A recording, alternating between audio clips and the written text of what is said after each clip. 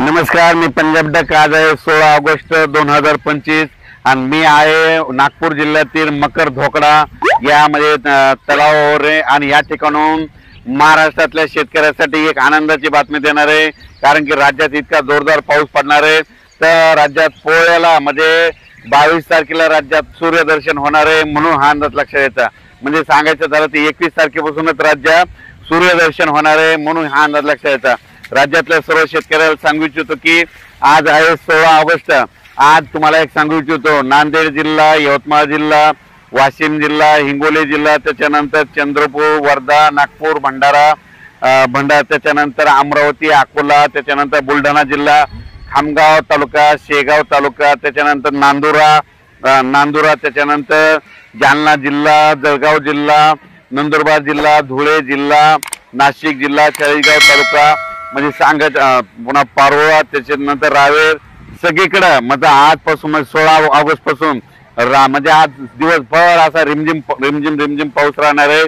काही काही ठिकाणी मुसळधार पडणार आहे, कुठं अतिमुसळधार पडणार आहे म्हणून हा अंदाज लक्षात येतात। सांगायचं झालं तर राज्यामध्ये आज 16, 17, 18, 19, 20 तारखेपर्यंत दररोज वेगवेगळ्या भागात अतिमुसळधार, कुठं मुसळधार असा पाऊस पडणार आहे म्हणून हे अंदाज लक्षात येतात। आणि राज्यातल्या सर्व शेतकऱ्यांना सांगू इच्छितो की काय करायचं, 21 तारखेनंतर राज्यातला पावसाचा जोर ओसरणार आहे आणि पोळ्यापासून पाऊस कमी होणार आहे आणि त्याच्यानंतर परत 26 तारखेच्या नंतर परत पुनरागमन पावसाचा होणार आहे म्हणून 26 ऑगस्टला परत पाऊस येणार आहे म्हणून हा अंदाज त्याच्यानंतरचा लक्षात येतं। आणि शेतकऱ्यासाठी आनंदाची बातमी, पोळ्याला सूर्यदर्शन होणार आहे म्हणून खास करून आनंदाची बातमी म्हणजे 22, 23, 24, 25 तारखेपर्यंत 4-5 दिवस सूर्यदर्शन आहे। तितक्यामध्ये तुम्ही तुमच्या फवारण्या करून घ्या, खतं घालायचे तर खतं घालून घ्या, कारण की त्याच्यानंतर 26 तारखेच्या नंतर परत राज्यात पावसाचं वातावरण तयार होणार आहे म्हणून हा अंदाज लक्षात येतात।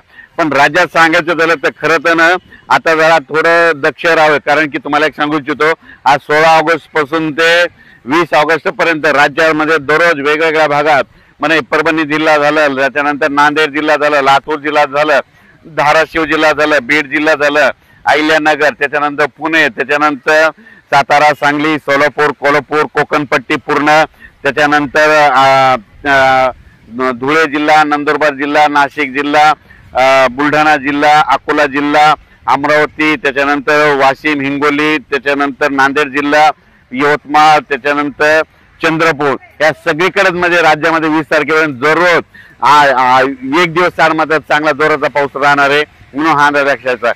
खास करून सगळ्यात अतिदक्षता म्हणून तुम्हाला एक सांगू इच्छितो की मुंबईकरांनी काय करायचं, 19 तारखे म्हणजे 18 तारखेपासून